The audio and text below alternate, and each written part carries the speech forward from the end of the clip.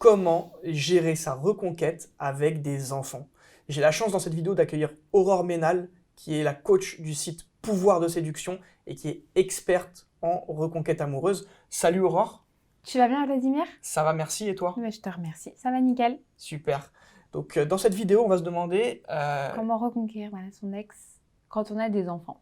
C'est vrai que c'est alors à la fois un point fort et à la fois un point faible. Exactement, c'est ce que j'allais te dire. Ça peut être hyper positif dans le sens où ça va nous permettre de garder en fait en quelque sorte un contact régulier avec son ex, excusez-moi, sans même parler de sa vie privée, mais on sera toujours amené à parler avec son ex, donc ça c'est un point positif, mais il ne faut pas non plus que sur de la durée, ça en devienne un outil. Il ne faut pas utiliser les enfants pour créer la reconquête parce que ça, votre ex va le comprendre et ça sera très mal interprété. Clairement. Il ne faut pas non plus que les enfants ce soit... parce que parfois ça peut être aussi des motifs de dispute. Je ne sais pas moi, par exemple... on ne veut pas que les enfants se couchent après 21h, donc il y en a un qui accepte ça, l'autre qui n'accepte pas.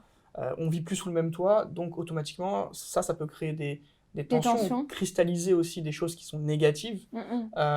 Donc ça, c'est à éviter. C'est-à-dire que si vous voulez récupérer votre ex, il ne faut pas émettre de critiques par rapport aux enfants, sauf s'il y a des choses sur lesquelles vraiment vous ne voulez pas transiger, mais là, après, c'est autre chose. Il y a aussi un aspect... qui revient souvent. Moi, on me pose souvent, en tout cas, la question en coaching, c'est est-ce qu'il faut faire un silence radio quand on a des enfants? Alors, non, je ne serais pas d'accord. Alors, je pense que c'est un sujet tellement pointu qu'il faudrait qu'on revienne dessus dans une prochaine vidéo. Dans une prochaine vidéo, on vous en parlera. Après, moi, si je peux te donner mon avis, je ne pense pas que c'est favorable de faire un silence radio quand on a des enfants.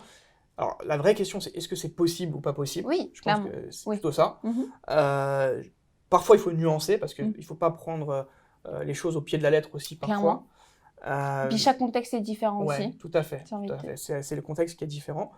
Mais grosso modo, le silence radio, quand on a des enfants, à utiliser, mais avec parcimonie, voire pas du tout, en fonction. On fera une vidéo prochainement là-dessus. Et même, c'est ça que je voulais ajouter, c'est que quand on a les enfants qui sont au milieu, déjà d'une, c'est pas forcément facile parce que s'il y en a un des deux qui a encore de la rancœur et du déni, il va vouloir chercher la petite bête sur le moindre détail. Et il ne faut pas aussi oublier que dans le cadre d'une reconquête, la reconquête en réalité, ça se passe entre vous et votre ex. Voilà. C'est-à-dire que si vous mêlez à chaque fois les enfants pour pouvoir créer un échange, vous allez manquer de stimulation, d'attraction. Et même de séduction, effectivement. Exactement. Il ne faut pas toujours parler des enfants, il faut aussi parler un peu de soi. C'est ça. Parler de ce qu'on fait, parler de ce qu'on est en train de vivre aussi, poser des questions à son ex, parce qu'évidemment, la reconquête, c'est quand même un échange. Clairement, sur une bonne durée, pour pouvoir après recréer de nouveaux moments de complicité. Donc au départ, peut-être passer ces moments de complicité avec les enfants, mais pour que ça mène aussi par la suite des moments de complicité avec vous et votre ex seulement. Voilà, c'est le but. Il ne faut pas aussi, en quelque sorte, faire culpabiliser votre ex qui a les enfants au milieu de revenir par rapport à votre famille. Alors oui, c'est un point qui est extrêmement important, mais si vous voulez que votre reconquête amoureuse soit optimale, il faut faire en sorte que la personne revienne pour ce que vous êtes devenu. Et pas parce qu'il y a des enfants. Exactement. Parce qu'en général, alors ça peut arriver, moi j'ai vu pas mal de coachés qui ont réussi à récupérer leur ex, mais ça a recassé parce que justement c'était les enfants qui étaient un peu au milieu, qui avaient été entre guillemets utilisés pour se remettre ensemble.